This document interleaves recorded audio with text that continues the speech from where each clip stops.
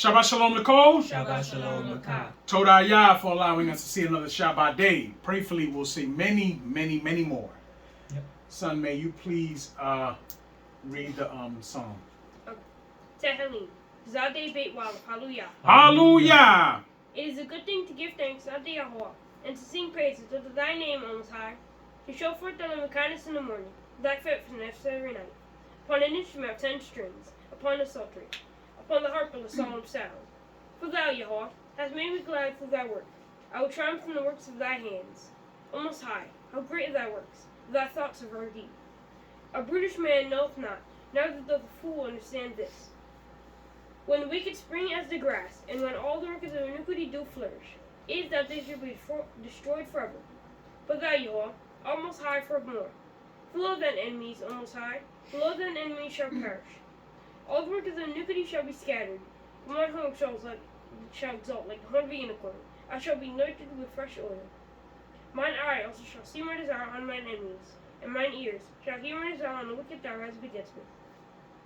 The righteous shall flourish like the palm tree. He shall grow like a cedar in Lebanon. Those that be planted in the house of Yahweh shall flourish in the courts of our Elohim. They shall still bring forth fruit in old age. They shall be fat and flourishing. To show them Yahweh is upright. He is my rock, and there is no unrighteousness in him. Hallelujah. Hallelujah. Hallelujah. Okay, the portion today is called Mishpatim, yes? Yes. Judgments, yes? Yes. Okay. And I know it starts at 21 and 1, yes?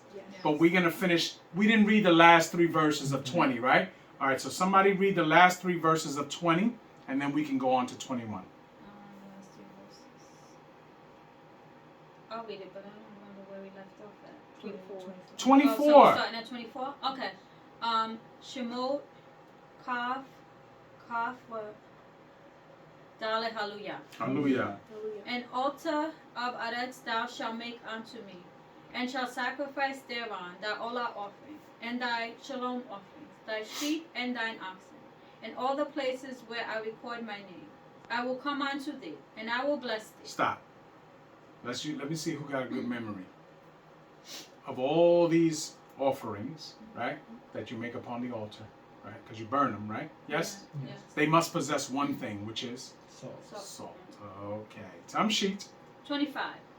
And if thou wilt make me an altar of stone, thou shalt not build it of hewn stone. For if thou lift up thy tool upon it, thou hast polluted it. Right. Why? Anybody tell me why? Other than the fact that Yah commands us that way? Why do you think? Because you would like shape it like a graven image. Because that's the mentality. The mentality is that if man forms it a certain way, it becomes his. Yeah. This is not our altar. This is the altar of Yah. Remember, Yah created the earth. So the rocks that we find in nature, that is of Yah. All we are allowed to do is put them in a stack. That's it. That's it. Because this is the altar of Yah. It's not the altar of me. The moment you start to put a tool to something and make a graven image of it, it becomes yours. Yahweh does not belong to us. We belong to Yah. Do you understand the difference? Yes. We belong to Yah. Right? Yes. Just like you children belong to me. But the moment that you boys become men, who do you belong to? Yeah.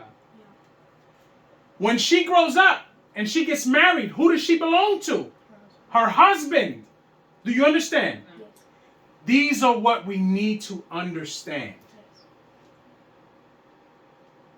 Yah does not belong to us.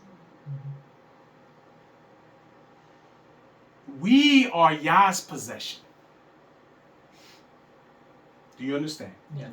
And the moment that you accept that and internalize that, no matter where you are in the world, if you are a captive or if you are a free person, your mentality won't change. See, the problem is that these people go into the land free people and their mentality changes.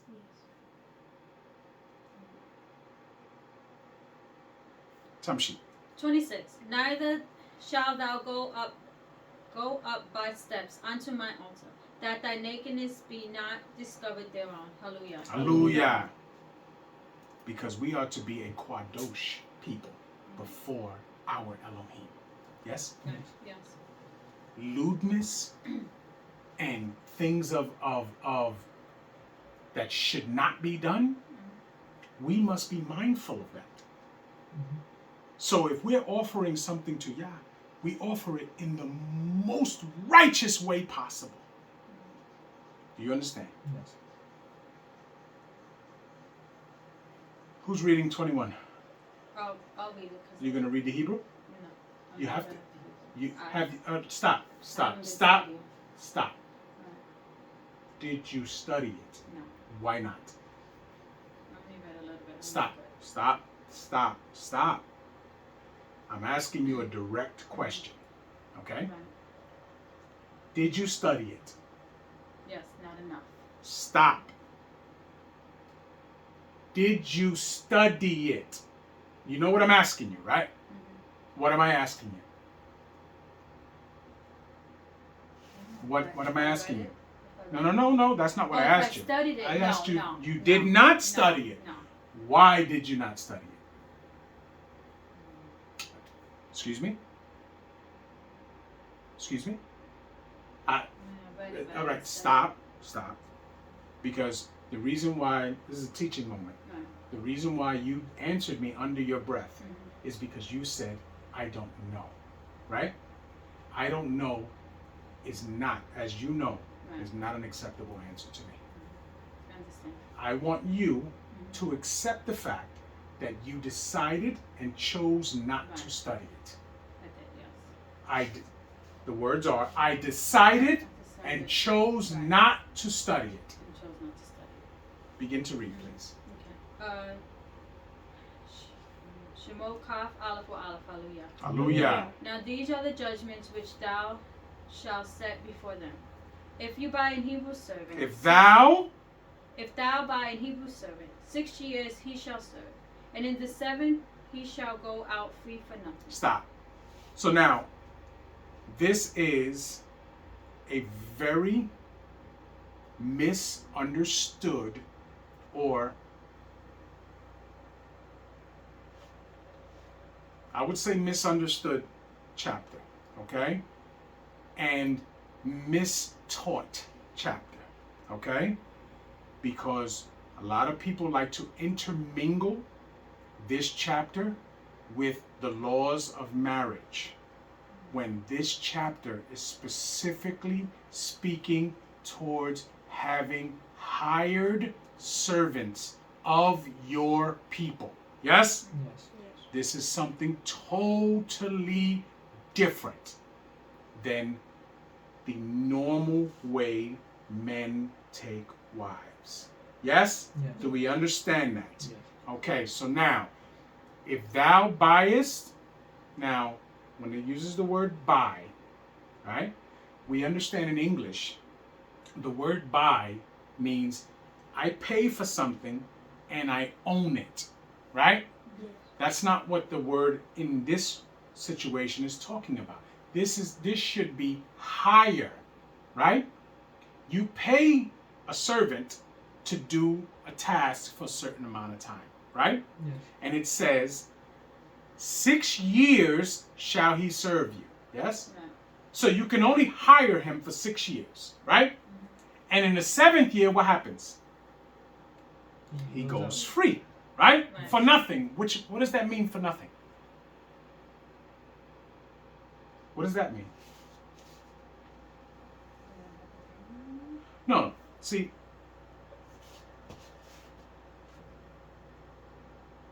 if you purchased a slave, right? Let's say, because we remember that slavery did exist. So if you purchased a slave and the slave master believes that in 6 years he didn't fulfill the purpose that he wants, right? You think he's going to let him go free? No. See, this is not a situation of a slave. This is a situation of this man might be a little down on his luck financially. It's fine. So me as his brother, I might be doing better, right? And I understand that this man wants to provide for his family, right? Which is what men want to do, right? So I say, listen, I need help here. I can pay you this. Come help me. For 6 years, I can get to where I want to be. You can get what you need, right? And after the 6 years, he goes, right? But he doesn't owe me anything after 6 years, is what it's telling you. I'm actually gonna, me being who I am, because he probably helped me prosper, I'm gonna send him with stuff. You understand? Yes. When he leaves me, he's gonna leave me in a 100% better position than he was when he came to me. Because I want him to succeed. The reason why I hired him is because I want him to succeed. Because Yah has blessed me. I want him to reap benefits of that also. So when he leaves here, he knows how to sustain himself so that he doesn't fall into that situation again. That's how brotherhood is, or how it's supposed to be.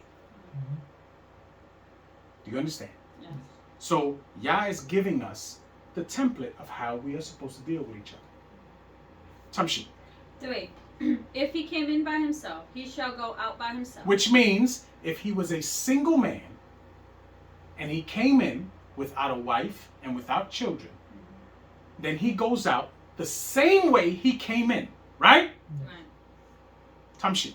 If he were married, then his wife shall go out with him. Right. If he came in and he had a wife already, of course, she is his possession. Yes? Yes. She goes out with him.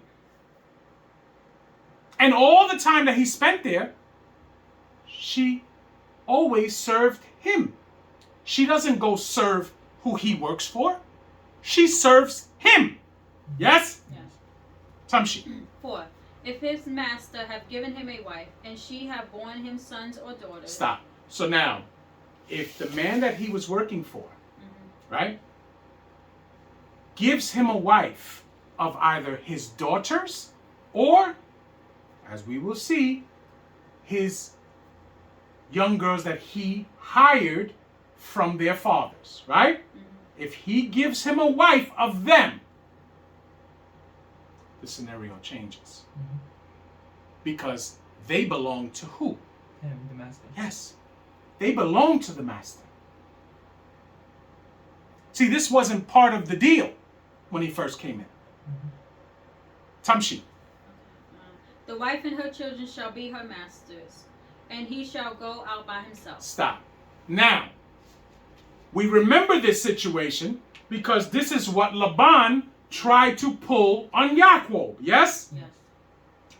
You left with my daughters and my children. Yes? Yes. But clearly we know that the situation was different. Right? Yes. Because the arrangement they made was, I will work for you in advance for 7 years. And at the end of those 7 years, you pay me in my wife. Yes? Yes. I don't want nothing from you until that time. Yes? Yes. So the contract was clearly different. He, Yoel? Yeah. You all right? Yeah. Okay. So he was paying his dowry for the daughter. Do you understand? Yes. So he used his service to pay for the dowry, which Laban agreed to. Which is why when Yaakov came back, he says, you changed my wages 10 times. You understand? Right. He kept going back on his deal. So clearly that situation does not fall under this law.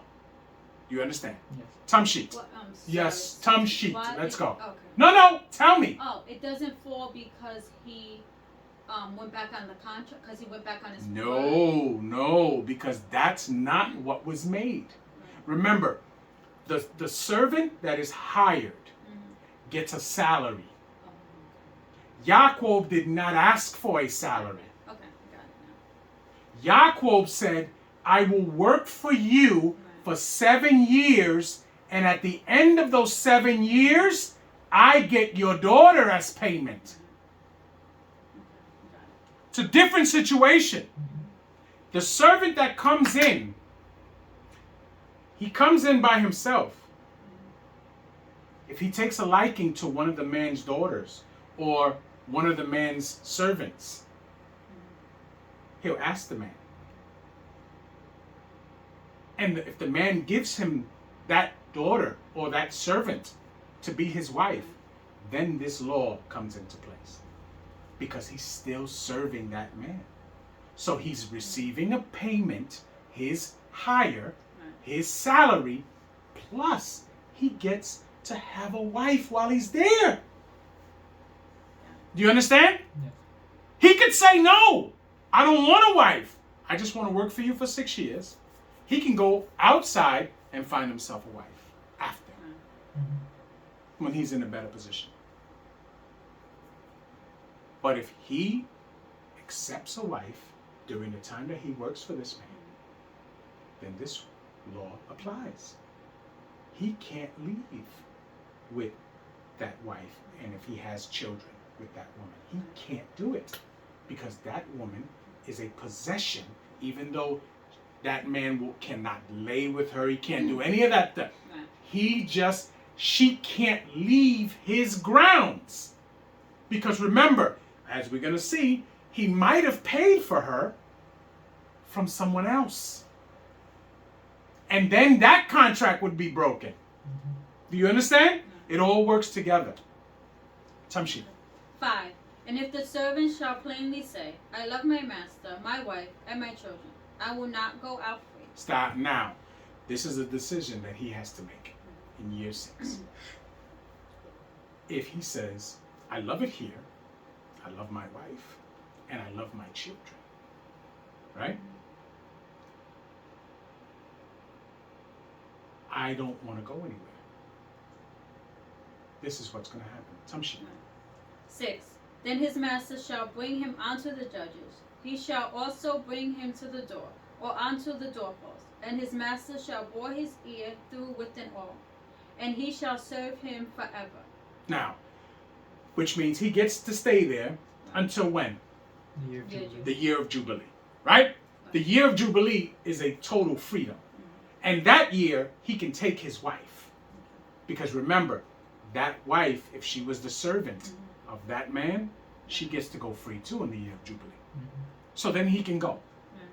Now, if he's 20 years away from the year of Jubilee, he has to stay there and work for him for 20 years. He can build his family there. This man is he's going to be treated as family anyway. You understand? Because that's how we're supposed to deal with each other. He just happens to love the man he works for, because the man that he works for is his brother. Maybe not his physical brother, but that's his brethren. Do you understand what I'm saying? So it's fine. This is a beautiful situation. Okay? Now, let's see if anybody's been thinking. Okay? We may have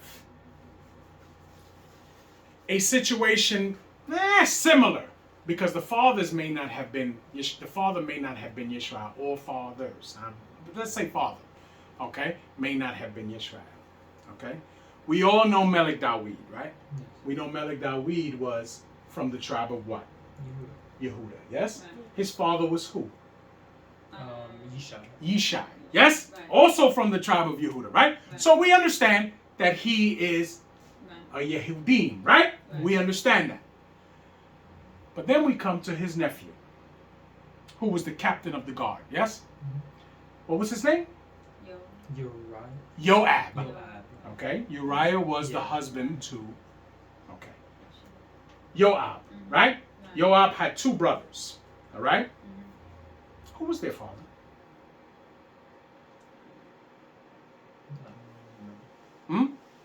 What tribe did they come from? Remember, they were Melech David's nephews. So what tribe did they come from? Yehuda, right? We consider them that, right? Do you know that they don't never mention their father? Do you know how they're his nephews? How? Oh no, I don't know how. You just said yes. How do you know? How are we introduced to them as his nephews? Because they are the children of Melech David's sister. Her name was Zuriah. His sister. They never mentioned their father. So now, since they don't mention their father, remember, during the time of Melech David, he had other nations living with them, yes? Uriah is an example of a Canaanite that was in his army. So now, we have to start thinking. Either Joab's father and his brother's father was from another nation, and he dies during some of the battles that they were in. Because they don't mention him. They mention their mother. You see? So now, in this situation, since at that time, he had Canaanites living and functioning in the government of Yisrael, in the army at the very least, right? Who's to say they didn't give him his sister, right? And they can't go out with him, right? Yes. So either his service was done and he left, or he died. But the funny thing is that Torah counts them under Yisrael, which would make sense, because if it happened in this way, they always belonged to the master. So whoever it was that gave that man this woman, they never left the possession of that man. Do you understand? Oh yeah. Nah, I do. Do you understand what I'm saying? I was So- confused for a second, but when you said that, And a lot of people don't discuss that. They don't discuss that Joab and them, their father is never mentioned. But we do see that. So we see this law, and it could fit. Because remember, just because it says Hebrew servant here, remember, when the stranger comes and he's circumcised and he's following the Torah and he's serving Israel, he is to be counted as one born in your house, right? Yes. Yes? Just something to think about. Tamshi. Okay, 7. And if a man sell his daughter to be a maid servant, she shall not go out as the men servants do. Right. Which means what? Because women are different than men, yes? Women are not equal to men in any aspect of the Torah. Women are always supposed to be protected under the protection of some form of man. Yes? Right. Now, if a man sells his daughter to be a maid servant, right? It says, she shall not go out as the manservants do. Right? What does that mean? She stays forever. She doesn't get to be released. Right? But She's But, his but wife. no. Not that she doesn't get to be released. We just read what it says. It says after 6 years of service, the manservant Right. goes out free. Right. This is not the situation. Why?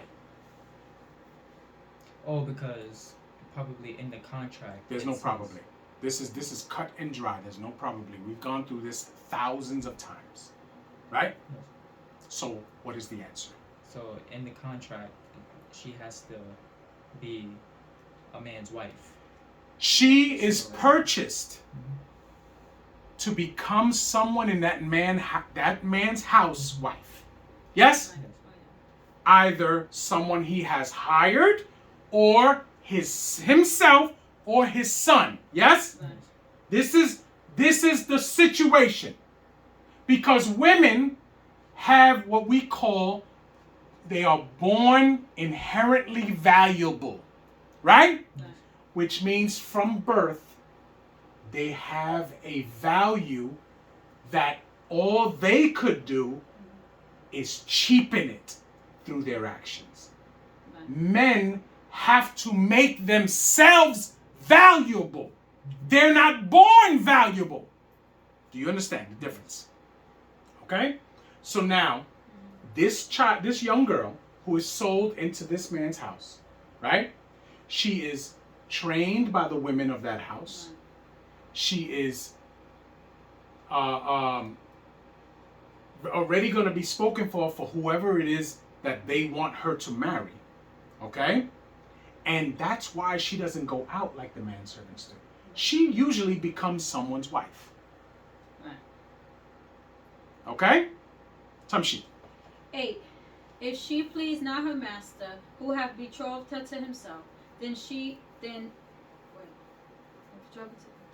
he let her be redeemed. Stop. So now, if the master who purchased her, right? If she's there for a certain amount of time and he realizes, I don't really think she's going to make a good wife for me, right? Now, he's only observing. He's observing and he's listening to the women of his house, right? Because they're going to tell him what's good and what's not good, what's this and what's that. It's not that he's dealt with her. That is whoredom. He's not going to deal with her. He's going to observe and he's going to listen to the women of his house. In the case of her. Okay? And for whatever reason, he doesn't think she's going to be a good wife for him. Now he has to let her father redeem her. How would he redeem her? Pay the money back that you got for her, and she goes back to her father. Untouched, undisturbed, nothing, right? Nothing. No bad name, no nothing. Okay? Tamshit. Okay, then shall he let her be redeemed, to sell her unto a strange nation. He shall have no power. Right. He don't have the right to sell her because she's not a property. See, there's a difference between property and possession. You understand? Okay? She is not a piece of property that you can just sell to somebody else. It doesn't work that way. You have to give her back, and the contract will be null and void, and the father will give back the money, and he will get his daughter back. You understand? Tamshi. Seeing he have dealt deceitfully with her. Now, how did he deal deceitfully with her? He didn't honor his side of the deal. He didn't marry her. He didn't marry her.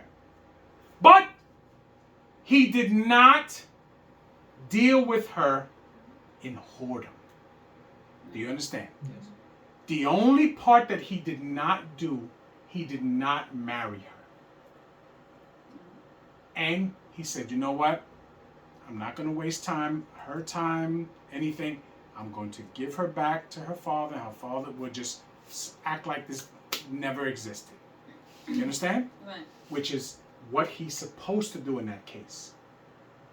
Okay? So the only deceit that was there was that in the beginning, he told her father, I want to take her as a servant and then I'm going to marry her. He didn't marry her.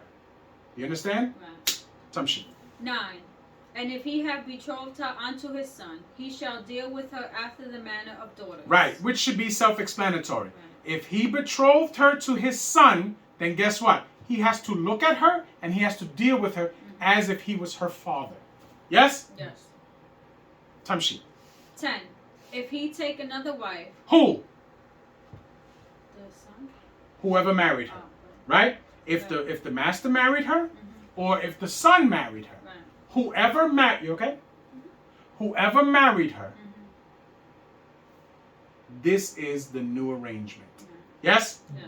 This is the contract of how you deal with a servant that became your wife. Tamshi. Her food, her raiment, and her duty of marriage shall he not diminish. Stop. Does that go for a wife that you pay a dowry for? Does that same apply?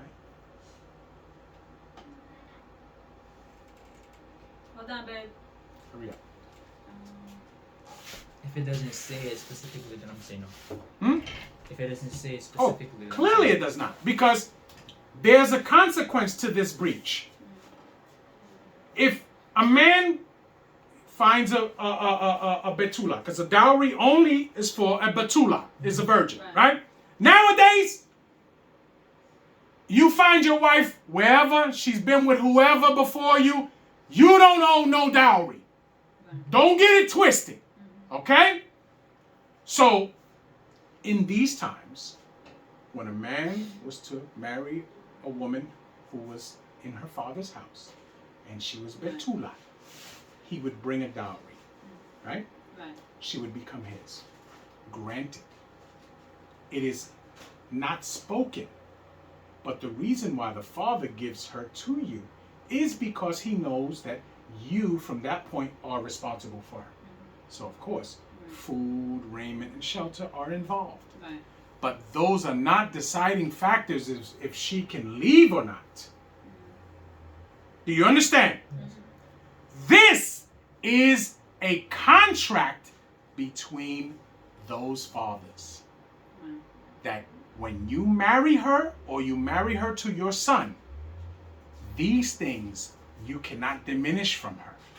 Her food, her raiment, or her duty of marriage, right? Which means you must give her seed.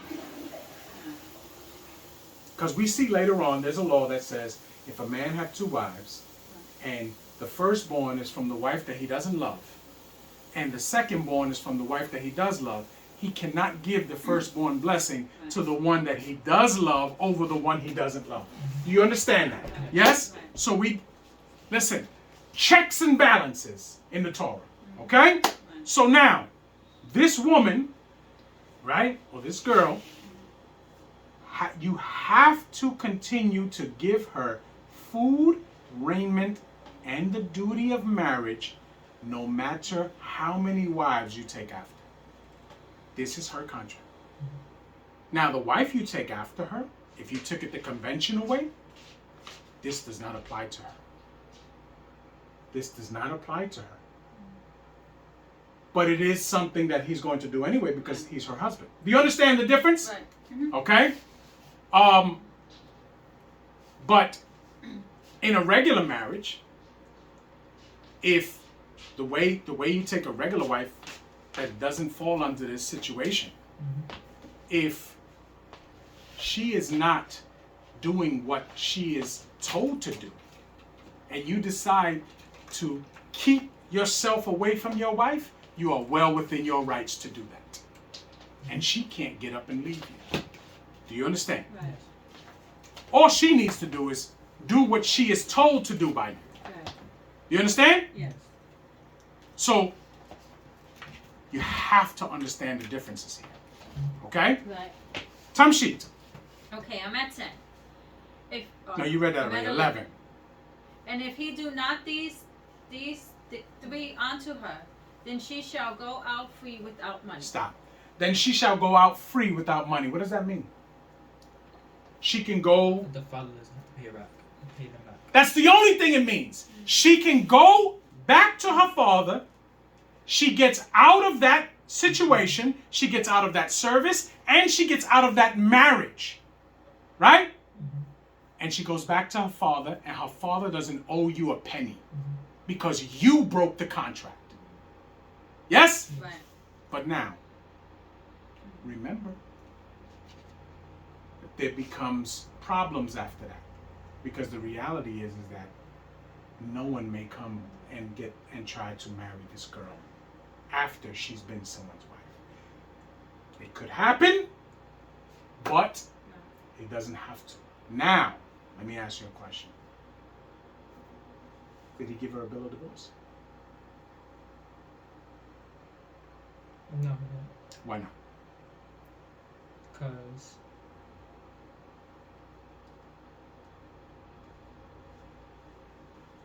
because he doesn't need to. It was Why?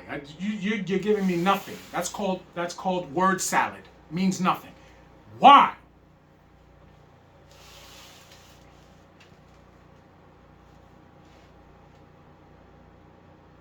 One, the first answer should be because this is not a conventional marriage. Yes? yes. What's the primary focus of this woman?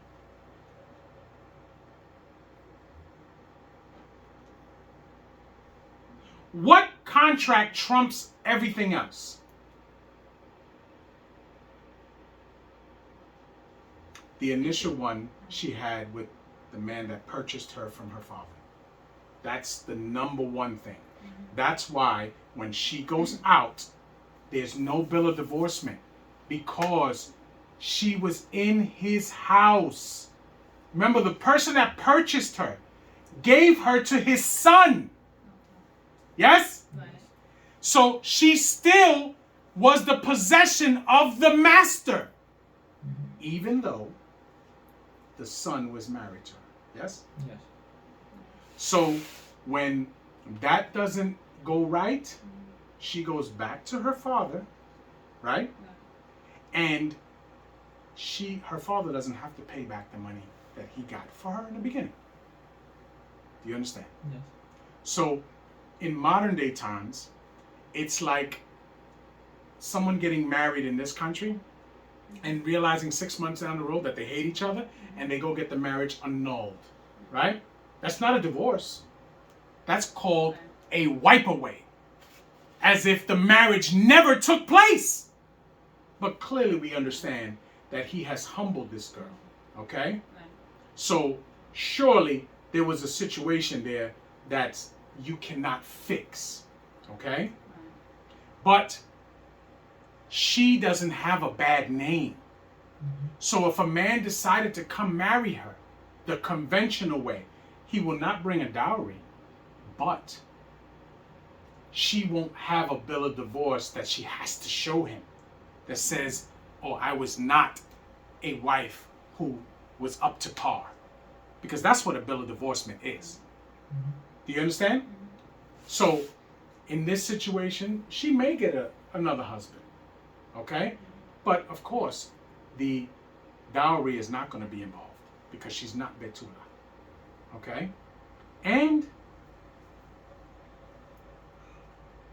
at least she doesn't come with a bad name. Because remember, he denied her something that she was contracted to receive. He was being cruel to her for whatever reason. Okay? Some shit. Can I ask a question? Yes. I have a scenario. I'm thinking about it because I don't know if it's stupid or not. But say it's a man.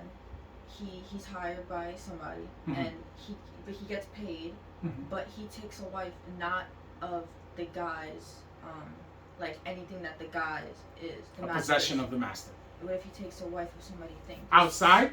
Yeah. Yeah, he can do that. But does she still get to leave with him? Huh? Can she leave with him? Of course.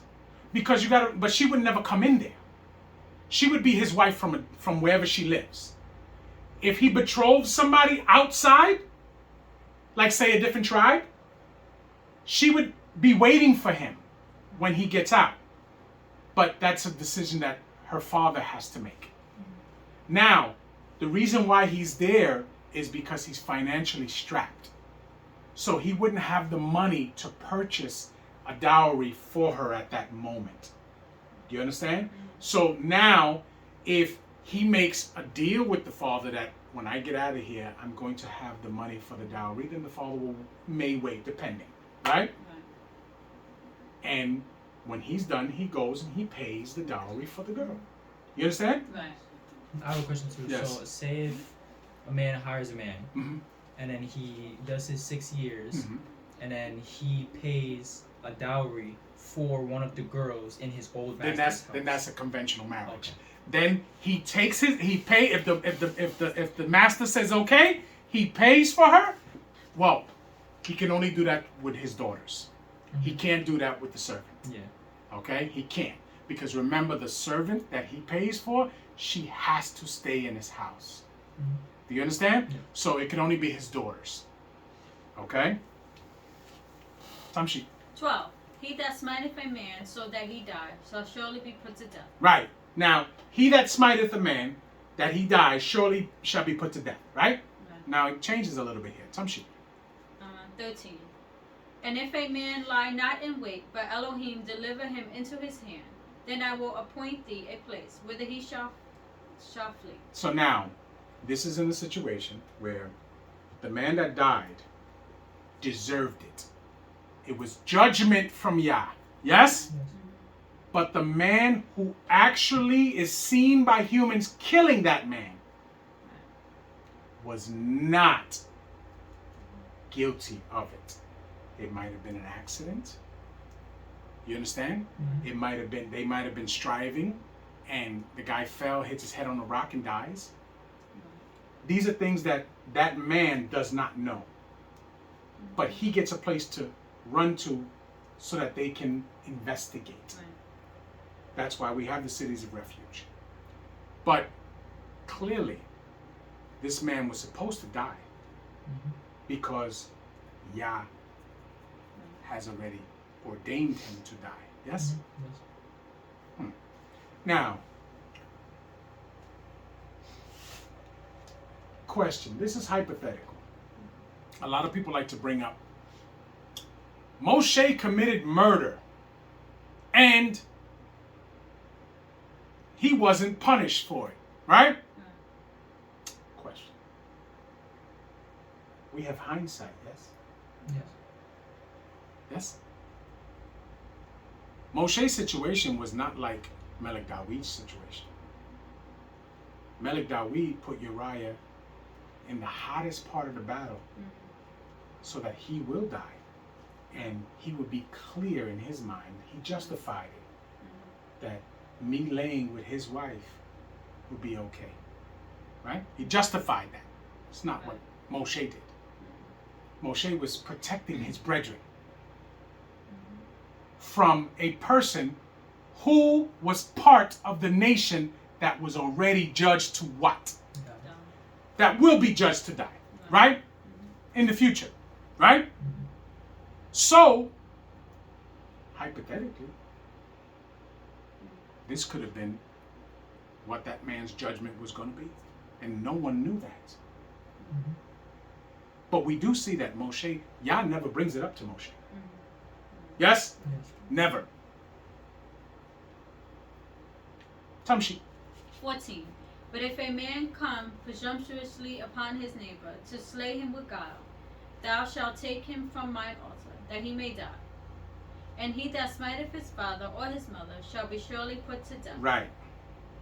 And he that stealeth a man and selleth him. So now, it says stealeth a man, right? So we understand that that is abduct, right? Or salika. Nowadays we call it human trafficking. Yes? Yes. That is an abomination. That we not an abomination, but it is punishable by death. Yes? Yes. Tamshi. Right. And selleth him, or if he be found in his hands, he shall surely be put to death.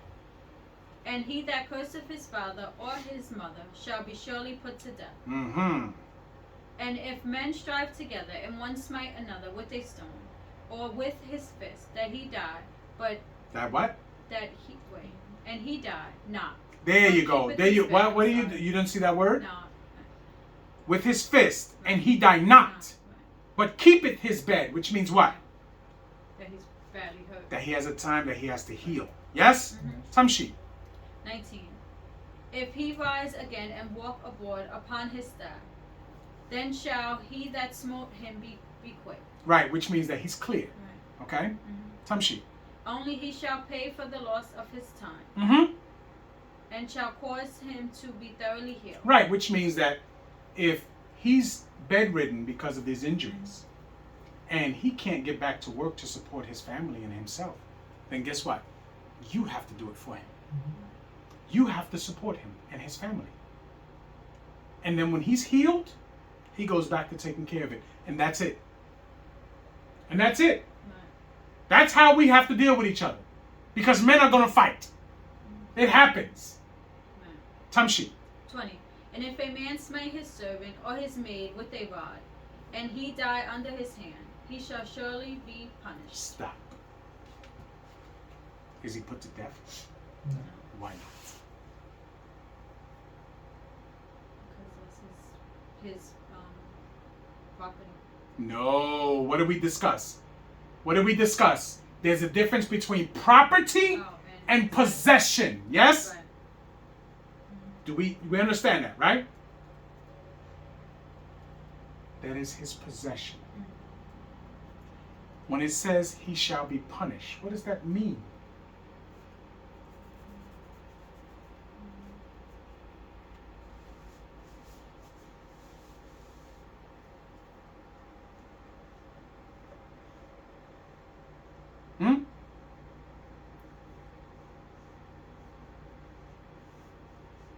What does it mean? Come on, somebody. I don't want to hear this awkward silence. What does it mean?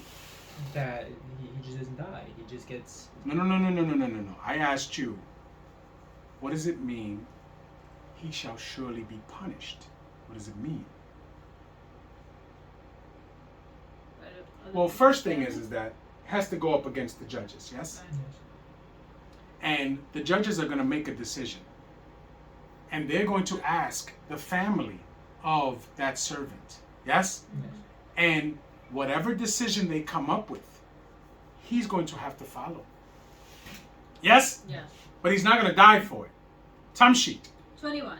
Notwithstanding, if he continue a day or two, he shall not be punished. Right. If he doesn't die instantly, but he continues a day or two, he shall not be punished. Right. For he is his what? Money. Right? Which means what? Possession. Right. Yes? Yes. Even if he dies from wounds sustained from whatever happened? Doesn't give us that, right? It just tells us if he lives a day or two. Yes? Tamshi. 22. If men strive and hurt a woman with child, so that her fruit depart from her, and yet no mischief follow, he shall surely be punished, according as the woman's husband will lay upon him. Stop. And it says, and no mischief follow, right? What does that mean? It was an accident. Yeah, it was an accident. He did not try to do that. That was an accident. Right. Okay? But mischief following means that it was intentional. Right. Tamshi.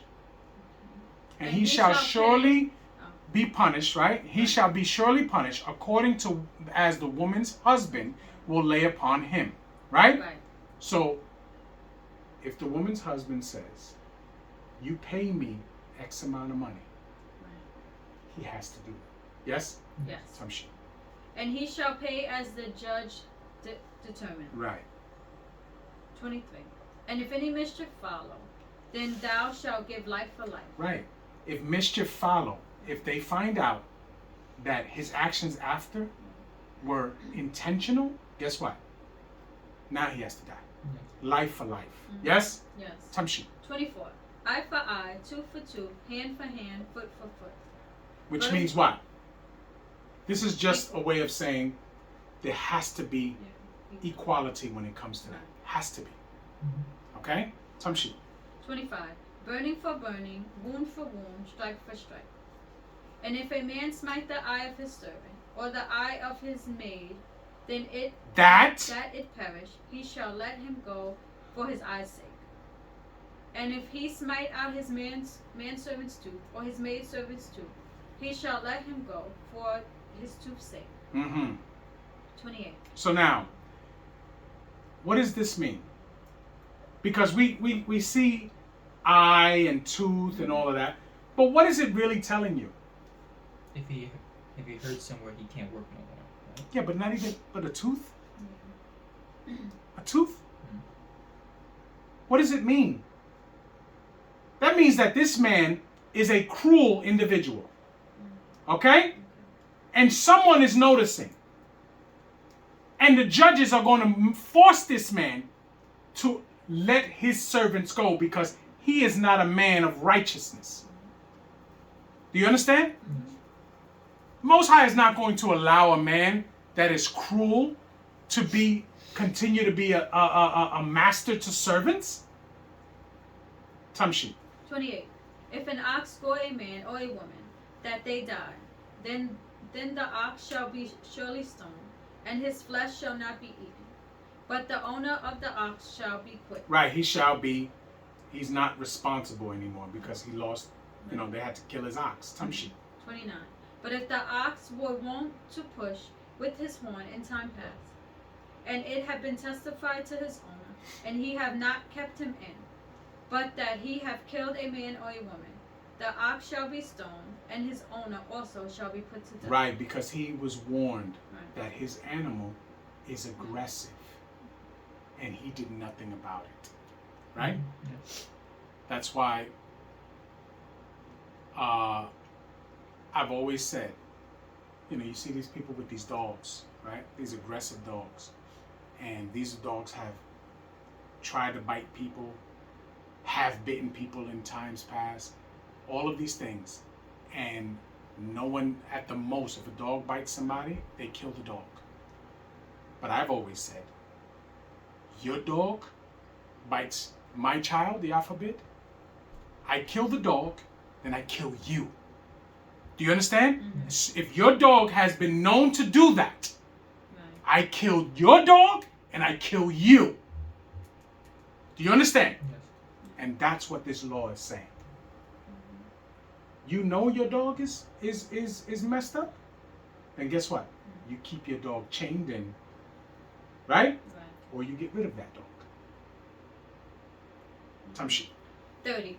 If there be laid on him a sum of money, then he shall give for the ransom of his life whatsoever is laid upon him. Stop. So now, if the family of the dead person says, this man is very wealthy, we can't get our loved one back, right? It makes no sense for them to kill him, right? When he could pay us this amount of money. So he's given the option in that case to pay his way out of losing his life. You understand? Right. Tamshi. 31. Whether he have gored a son or gored a daughter, according to this judgment shall it be done unto him. If the ox shall push a manservant or a maidservant, he shall give unto their master 30 shekels of silver, and the ox shall be stoned. So now, if the ox push, which means attack, doesn't mean kill, right? A manservant or a maidservant, then you have to pay 30 shekels of silver and that ox dies. Yes? Right. Tamshi. 33. And if a man shall open a pit, or if a man shall dig a pit, and not cover it, and an ox or an ass fall therein, the owner of the pit shall make it good, and give money unto the owner of them, and the dead beast shall be his. Right. And if one man's ox hurt another's, that he die, then they shall sell the live ox, and divide the money of it. Right. And the dead ox also they shall divide. So we understand that this whole thing is about fairness and equality when it comes to certain possessions. Yes? Yes. Tamshi. 36. Or if it be known that the ox have used to push in time past, and his owner have not kept him in, he shall surely pay ox for ox, and the dead ox shall be his own. So now, let me ask you a question. Hallelujah. This chapter goes to 24 and what? The whole chapter? 18, yeah. The whole chapter? Now, remember, we get 21, right? Which talks about the servant and how she becomes somebody's wife. But then in 24, we're going to get the bill of divorce, right? Oh, no, it's in Debari in 24. I'm wrong. I do apologize. I'm wrong. So we understand everything here. We're good? Yes? Yes. Okay. You understand everything here? Yes. The difference?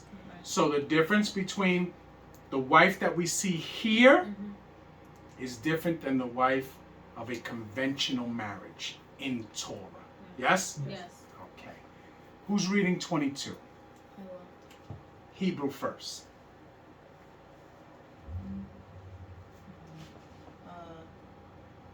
Shemot, Kaf, Beit, or Aleph. Hallelujah. Hallelujah!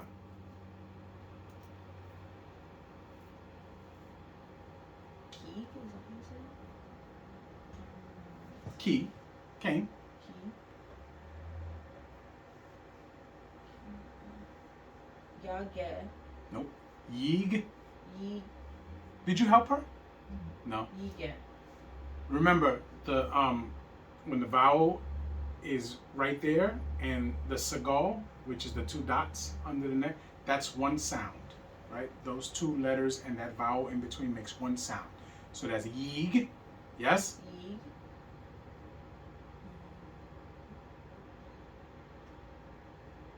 Node.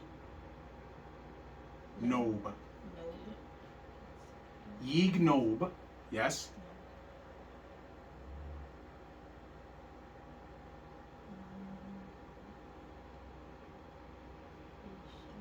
Ish, okay. Ish,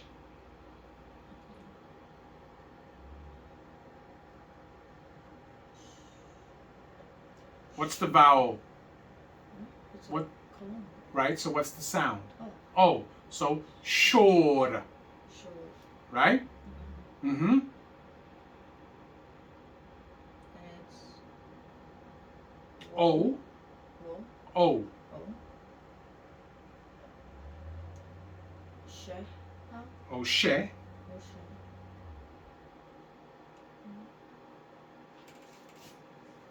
What vowel is there? Kibbutz, yes? Okay, so that's oot, right? And then you stop that sound there because you have the shawah, right? So it's oot, Oot. Bat. no,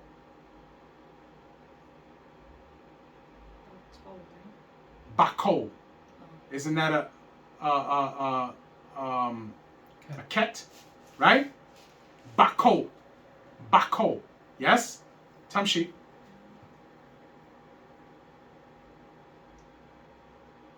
Wo. O. Oh. If it was woe, the wow would be in front. Oh. Okay. So it's O, Mecca. Ra. O. when the shawah is in the front like that under the first letter, what sound does it make? Eh. Eh. Like a short I sound. Eh. So me.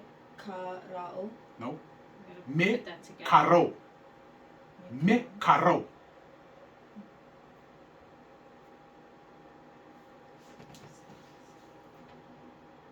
Tame. Sha. Ka. Kamisha. Kamisha. That's a form of money, right? Or a number. Kamisha. Yes? Yes. Tamshi. Ba. Para. No. That's not a P. It's a kuf. Oh. Bakwad. Bakwad. Remember, the kuf is the QU sound. Quad. Bakwad. Tamshi. Yisha. No. Ye. Yesha. That's what I meant. Ye. Shalem. Yes? You understand? You understand? You have to put these words, sounds together. Yes? Tamshi.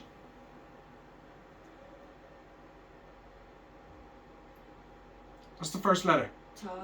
Yeah. Kat. Takat. Good. Put it together. Takat. Tamshi.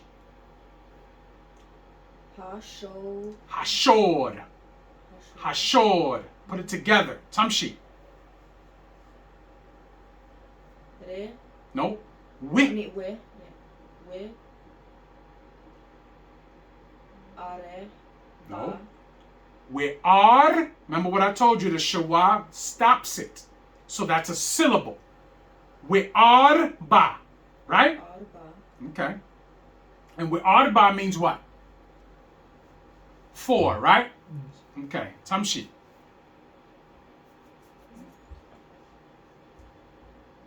You already read this word.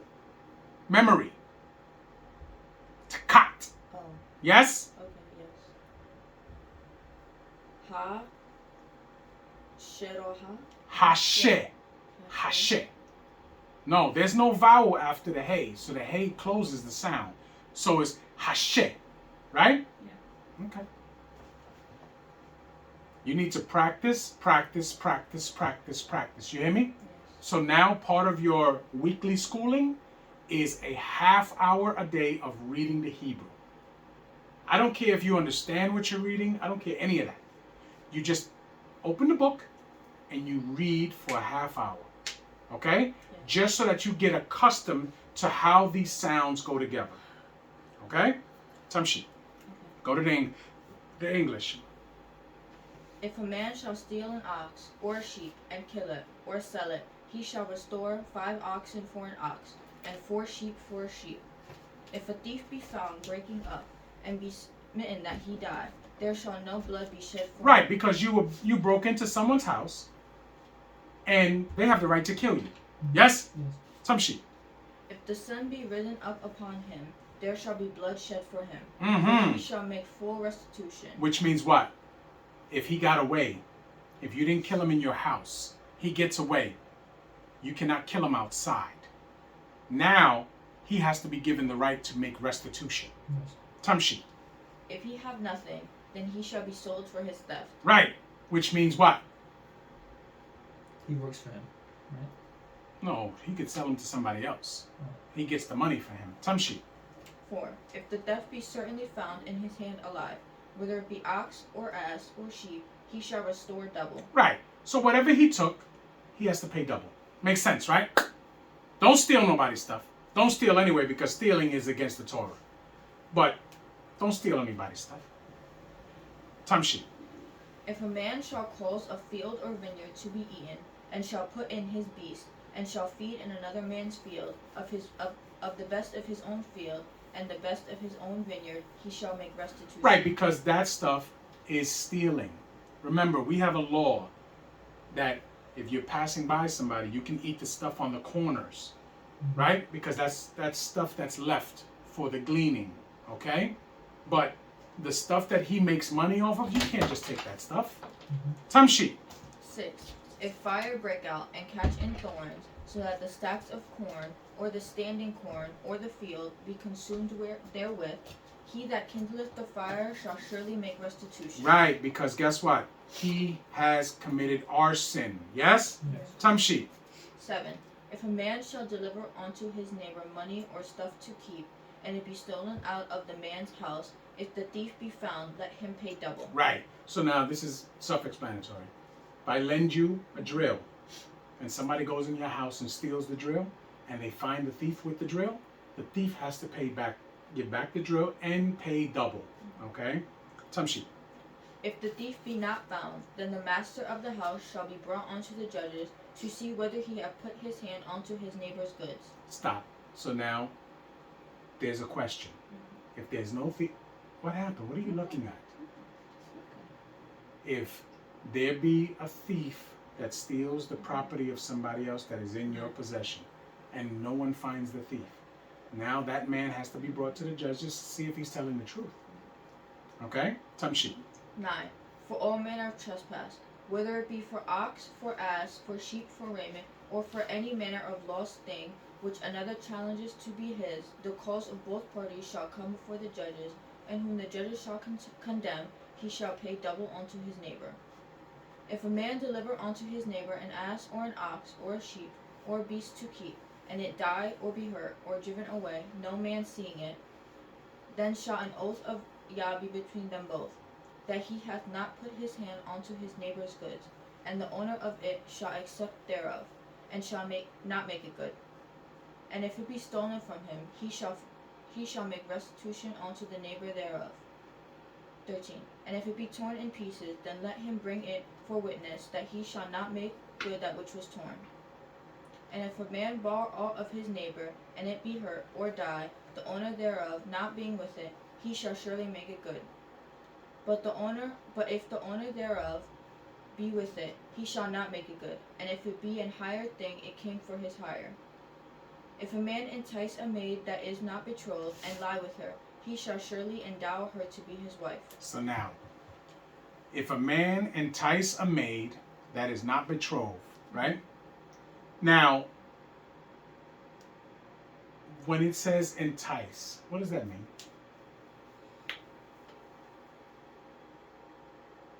Maybe like pressure her.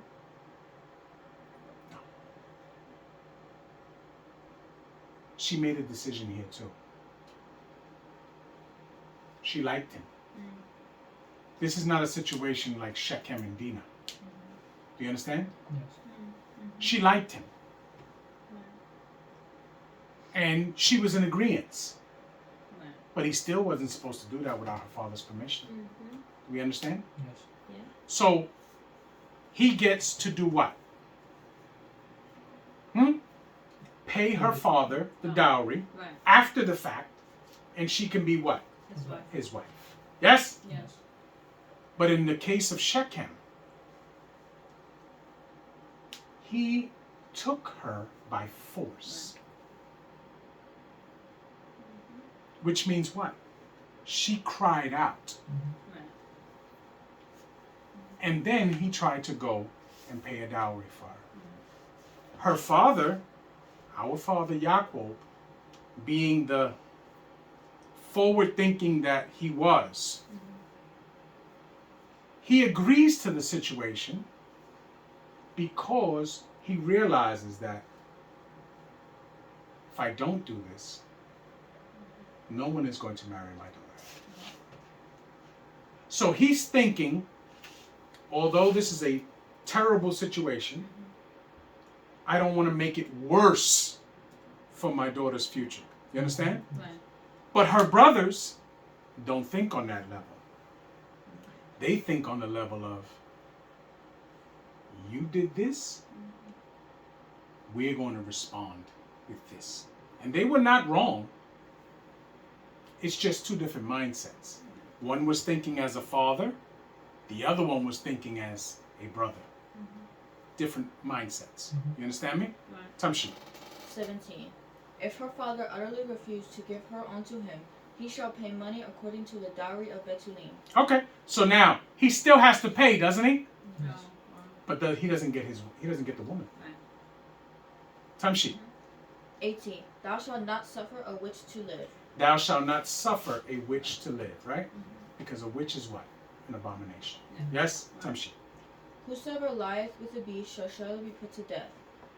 20. He that sacrificed unto any Elohim save unto Yah only, he shall be utterly destroyed. So now let me ask you a question. When we read these commandments, the reason why we read these commandments are why? Because it was going on. Okay? Right. It was going on. Tamshi. 21. Thou shalt neither vex a stranger nor oppress him, for ye were strangers in the land of Mitzrayim. Right. Learn from your experience. Learn from your experience. Do you understand? Yes. Tamshi. Ye shall not afflict any widow or fatherless child. Right. You shall not afflict any widow or fatherless child. We understand that, right? Right. Yes. You know why? Because they've already been hurt. Right. Tamshi. If thou afflict them in any wise, and they cry at all unto me, I will surely hear their cry. Right. And my wrath shall wax hot, and I will kill you with the sword. And your wives shall be widows, and your children fatherless. You understand that? Right. Okay. If thou lend money to any of my people that is poor by thee, thou shalt not be to him as a usurer. Right. Which means you do not add interest. You do not belittle that person. You do not do any of that stuff. That's your brother. You understand? Tamshi. Neither shalt thou lay upon him usury. If thou at all take thy neighbor's raiment to pledge, thou shalt deliver it unto him by that the sun goeth down. Right. If you take his raiment as collateral, right? You give it to him before the sun goes down on that day. Tamshi. 27. For that is his only covering. It is his raiment for his skin. Wherein shall he sleep? And it shall come to pass, when he crieth unto me, that I will hear, for I am gracious. Thou shalt not revile the Elohim, nor curse the ruler of thy people. Thou shalt not delay to offer the first of Now, what's the word that it used for revel or revile in Hebrew? Because I think it's the root word of reverence. Wow. Qualal. Qualal. What does it mean? To be slight. Be What is it? swift, be abated. What else? Go down and see what the older definition is.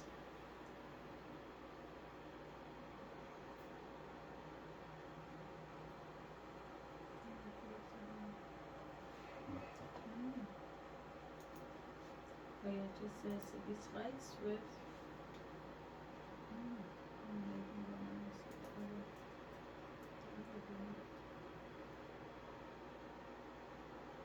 To be diminished.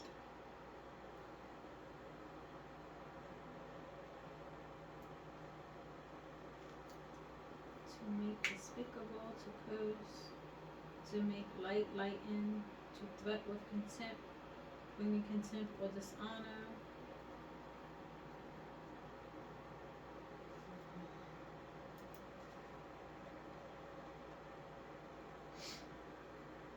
Now, when it says here, thou shalt not diminish the Elohim, right? This is not talking about Yah, right? Yes. Right? This is talking about Yah's servants, yes? Yes. Nor curse the ruler of thy people, which means those that are sent by Yah, right? That are anointed, which is like Melech Dawid, Melech Shaul, the prophets, right? Right. You are not to deal with them as regular people. Do you understand? Yes. You understand? Yes. Okay, Tamshi. 29. Thou shalt not delay to offer the first of thy ripe fruits, and of thy liquors, the firstborn of thy sons shalt thou give unto me. Right. Likewise shalt thou do with thine oxen, and with thy sheep. 7 days it shall be with his dam. On the 8th day thou shalt give it to me. And ye shall be Kadoshmen unto me. Neither shall ye eat any flesh that is torn of beasts in the field. Ye shall cast it to the dogs. Hallelujah. Hallelujah.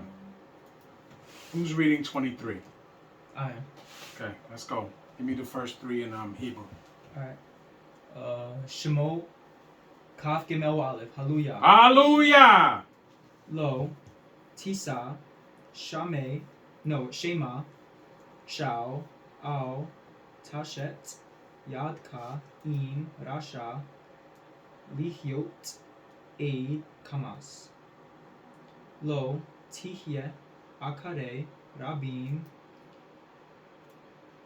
Liraot, Willow, Ta'ane, Al, Rib, Lin Tob, Akare, Rabim, Lehakot.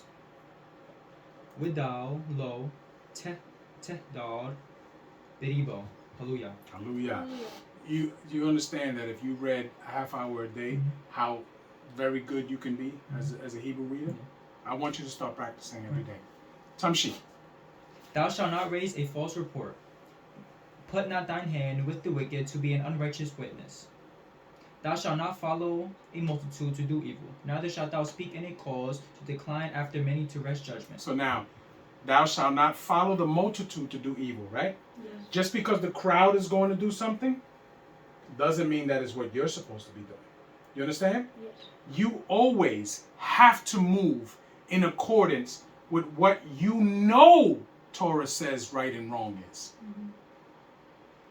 Just because a whole bunch of people are doing it doesn't mean that it's right. A whole bunch of people went out today to go to work. Does that mean that they're right? No. No. Clearly we know that they're not right. But we have to be able to stand firmly in righteousness and not worry about what the outside world is going to think about us or what people are going to say about us. Your father doesn't care what anybody thinks. I come from a very large family, and I'm the only one who serves Yah. Right? Yes.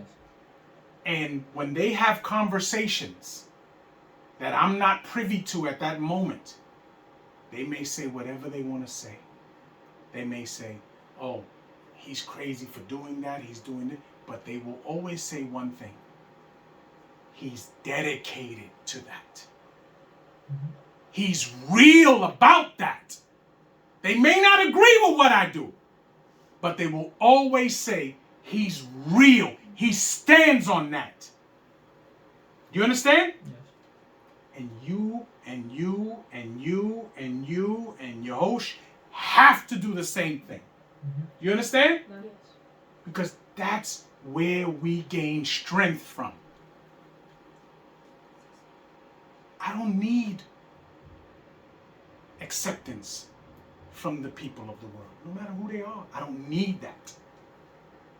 All I need is for Yah to show me favor. That's it. Yes. Everything else means nothing.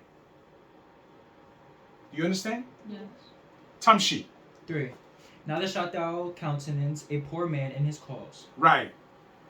If thou meet thine enemy's ox or his ass going astray, thou shalt surely bring it back to him again.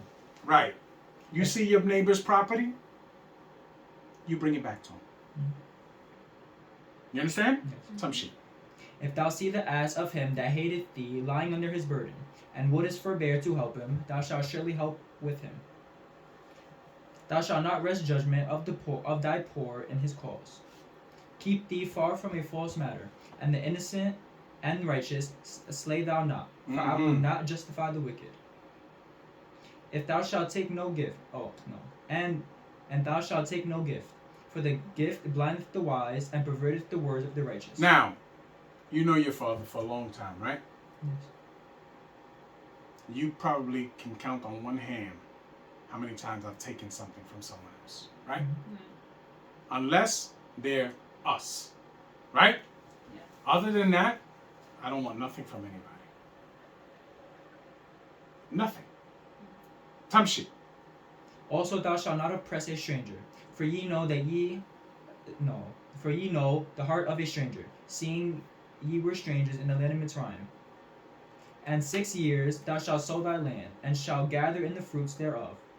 But the 7th year thou shalt let it cease and lie still, that the poor of thy people may eat. And what they leave, the beasts of the field shall eat. In like manner thou shalt deal with thy vineyard and with thy olive yard. We understand that? Yes. Tamshi. 6 days thou shalt do thy work, and on the 7th day thou shalt cease. Stop. You understand that? You have 6 days to do all the things that you need to do for you, right? Right. But Shabbat comes, all of that is out the window.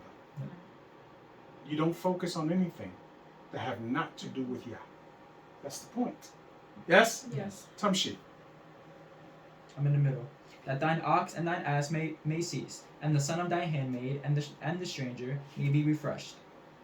And in all things that I have said unto you, be circumspect. And make no mention of the name of other Elohim. Right. Make no mention of the names of other Elohim. Yes? Yes. I mean, that should be the most fundamentally easy thing to do. But yet, we have Israelites running around, adding names to the Most High's name. Tamshi. Neither let it be heard out of thy mouth. 3 times thou shalt keep a feast unto me in the year. We know those 3 times? Yes. Caleb, what's those 3 times a year that we must appear in the feast? Kagmatsu, Kakshuo, and Katsuko. Perfect. Let's go. Thou shalt keep Kagmatsu. Thou shalt eat unleavened bread 7 days, as I commanded thee, in the time appointed of the month Abib, for in it thou camest out from Mitzrayim, and none shall appear before me empty. And when it says none shall appear before me empty, what does that mean? All males, right? Yes. All males must appear. And the males that appear can't come empty-handed, right? Right. Which means they have to come with an offering. Which means they have to be what? Old enough. Old enough to offer. Right. Old enough to offer. I can bring my young sons with me to offer, Right. but they're not required to offer. All of the males that are of age to be required must have an offering. Do you understand? Yes. Because they fall under my offering. Tamshi. And Kagshavuo, the first fruits of thy labors, which thou hast sown in the field, and Kagsuko, which is in the end of the year, which thou hast gathered in thy labors out of the field. 3 times in the year all thy males shall appear before Adonai Elohim. Mm-hmm. Thou shalt not offer the blood of my sacrifice with leavened bread, neither shall the fat of my sacrifice remain until the morning. The first of the first fruits of thy land thou shalt bring unto the house of Yah thy Elohim. Thou shalt not seethe a kid in his mother's milk. Right, which means what? Because it says, thou shalt not seethe a kid in its mother's milk. But people have taken that to believe that dairy and meat don't go together, which is not true. What it's telling you is that you shall, an animal is not clean for you to offer nor to eat until it has stopped drinking his mother's milk. Do you understand? Yes. And that can be different for every animal. Sometimes it's 8 days, sometimes it can go longer than that. But until it's no longer nursing and it begins to graze, you cannot eat it, nor can you offer it. Do we understand? Yes. Tamshi. Behold, I send a Malach before thee to keep thee in the way, and to bring thee into the place which I have prepared. Stop. The Most High say he sends a Malach before you, right? Right. A lot of the Israelites that believe in the Messiah, they say, oh, this is the Malach he sent, right? Yes. But yet, he doesn't give you a name. Who is this Malach? We know who it is because we have the rest of the book to explain it to us. But who is this Malach? Who is the Malach that stands up for Yisrael? You should know this.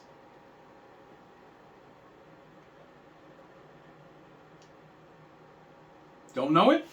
There's 4 names we know, right? So it's one of those 4 names, right? Right. So who's the Malach that stands up for Yisrael? He's also mentioned in the it book of one- Daniel. Yeah, where he was coming back, but he was at war, and And he had to get help. And he had to get help. What was his name? It was either What is it? Uziel Gabriel? or Gabriel. Mikael. It was Mikael. Yes? Yes. So this is the Malach that Yah is speaking about, Right. right? Yes. But yet, the people that believe in this so-called Messiah or whatever, they say that this is him. Tamshi. Beware of him, and obey his voice. Provoke him not, for he will not pardon your transgressions, for my name is in him. Right, for my name is in him, right? Because his name is what? Mikael. Yes? Yes. Do we understand? Yes. Okay. Tamshi. But if thou shalt indeed obey his voice, and do all that I speak, then I will be an enemy unto thine enemies, and an adversary unto thine adversaries. For mine Malach shall go before thee, and bring thee in unto the Amori, and the Kitti, and the Perizi, and the Kenai, and the Kivi, and the Yebusi, and I will cut them off.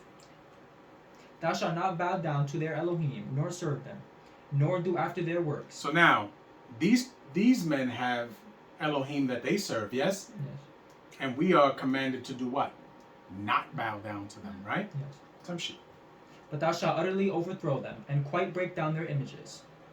And ye shall serve Yah your Elohim, and he shall bless thy bread and thy water, and I will take sickness away from the midst of thee.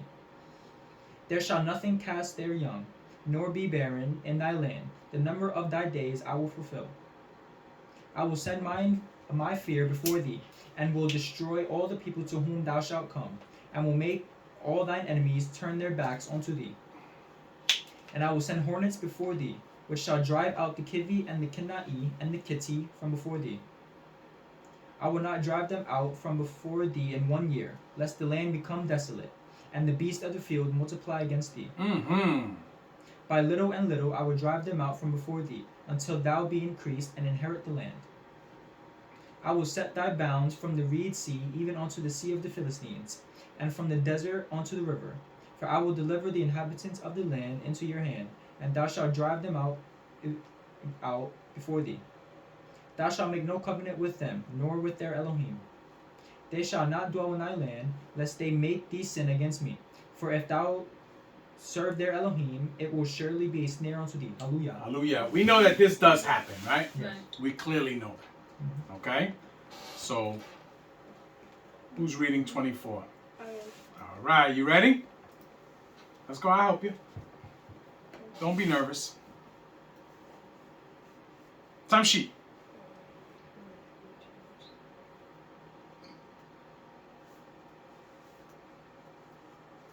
Shemot. I know, I have to turn it to me. Okay. Shemot. Shemo, Kaf. Kaf, Dalet. Dalet, Wow, Hallelujah. Hallelujah.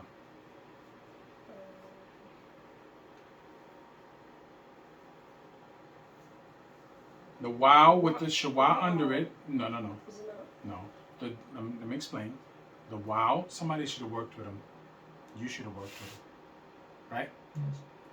Wow with the shawa under it makes the I sound, right? Yes. So it's with L. With L. Right. Is that just, is that the first one? That's the first thing. With L. With L. This is the man's name. Moshe. Moshe.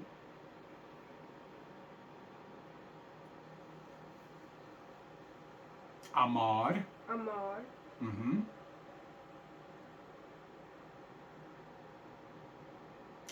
A. Ale. Mm-hmm. L. L. That's a word you should always know. That's the name of the Most High. What's the name of the Most High? Elohim. No, that's the title of the Most High. What's the name of the Most High? Yahweh? Yahweh. Really? Hey, are you nervous? Okay. All right, calm down because you know these answers. Okay? So Yod Hey Waw Hey is Yahweh. Yes? Yes. Okay. Next one. Now that vowel makes what sound? That's a patak. Ah. Ah. Ah. Both of them make the ah sound, right? Yes. So, what's the letter in the middle? Tau. Yes. Okay. Ata. Ata. With With Aharon. Aharon. Nadab. Nadab. With Awa. Wa. Abihu. Yes? Yes. I'm on this. Where Where. Shib Sheep. Im. Sheep-im. Shib'im. Sheep-im. Mm-hmm. Second. I'm on a second. Yeah. Me. Me. All right. You're gonna have to practice. Okay. Get with him. He will practice with you. Yes. Okay. Go to the English.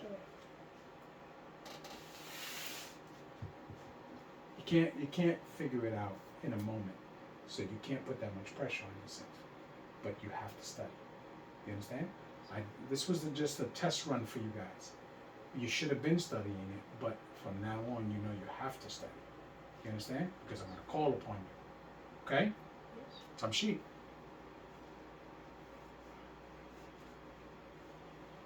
And he said unto Moshe, Come up unto Yah, thou and Aharon, Nadab and Abihu, and 70 of the elders of Israel, and worship ye afar off. Mm-hmm. And Moshe alone shall come near Yah, but they shall not come nigh. Mm-hmm. Neither shall the people go up with him. Mm-hmm. 3. And Moshe came and told the people all the words of Yah, and all the judgments. And all the people answered with one voice, and said, All the words which Yah hath said will we do. Now, they have just made a what? A vow. A vow, right? Right. All the words which Yah have we just read from 21 all the way up, right? We have heard it, and we agree, and we're going to do this. Yes? Yes. Tamshi. 4. And Moshe wrote all the words of Yah, and rose up early in the morning, and builded an altar under the hill, and 12 pillars, according to the 12 tribes of Yisrael. And he sent young men of Bnei Israel, which offered Olah offerings, and sacrifice, is it Patak offering? No, No, shalom. shalom. Shalom offerings, of oxen unto Yah. So now, these young men, they had to be the age of being able to offer, right? Right. Yes. So these are young princes, yes? Yes. Tamshi. 6. And Moshe took half of the blood, and put it on basins. No, put it in the basins. Put it in the basins, and half of the blood he sprinkled on the altar. So now, what is Moshe doing? He is in the steed of what? Cohen Hamilton. He's the priest, right? He's the high priest in this particular situation. Because no one is anointed yet to be the priest. He's doing this. Tamshi. 7. And he took the book of the covenant, and read in the audience of the people. And they said, All that Yah hath said will we do, and be obedient. 8. And Moshe took the blood, and sprinkled it upon the people, and said, Behold, the blood of the covenant, which Yah hath made with you concerning all these words. Then went up Moshe and Aharon, Nadab and Abihu, 70 of the elders of Yisrael. And they saw Elohim of Yisrael. And they saw the Elohim of Yisrael. Tamshi. And there was under his feet, as it were, a paved work of a sapphire stone. And as it were the body of Shamaim in his clearness. So now, what did they see? They saw what they were allowed to see. Right? Yes. They saw what they were allowed to see. They looked up and they saw what they were allowed to see. Yes? Tamshi. 11. And upon the nobles of Bnei Israel he laid not his hand. Also they saw Elohim, and did eat and drink. And Yah said unto Moshe, Come up to me unto the mount, into the mount, and be there. And I will give thee tables of stone, and a law, and commandments which I have written, that thou mayest teach them. And Moshe So now, let me ask you a question.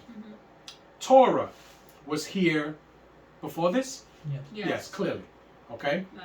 There was a set of rules that they were taught throughout the years. Yes? Yeah. What Moshe gets is an expansion of those laws because Moshe is going to set up the first government. Do you understand? Yes. There's a difference here. But Torah has always been here.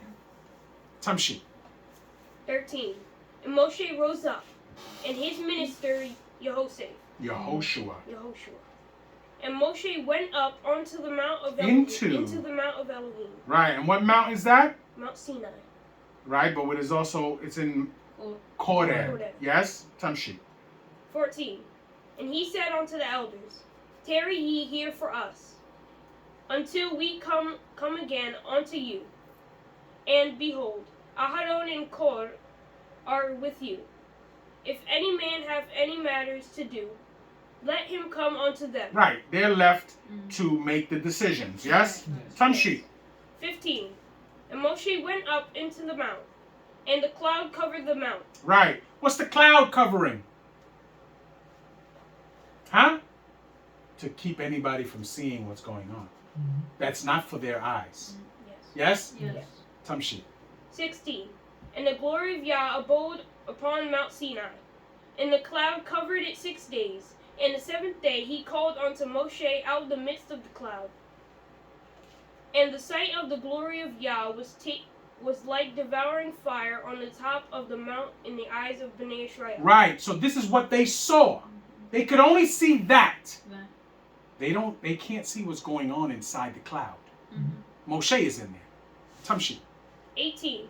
And Moshe went into the midst of the cloud, and gat him up into the mount. And Moshe was in the mount 40 days and 40 nights. Hallelujah. Hallelujah. So Moshe is in the mount 40 days. I mean, in the cloud 40 days and 40 nights. He's being instructed. Yes? Yes. He does not leave that cloud without knowing what he has to give to them. Do we understand? Yes. Yes. Any questions? No. No. So we understand how important it is for us to study during the week. Yes. You understand? Okay. Any questions in this? No. Okay, we all got understanding? Yes. Okay. All right, with that being said, we're going to break.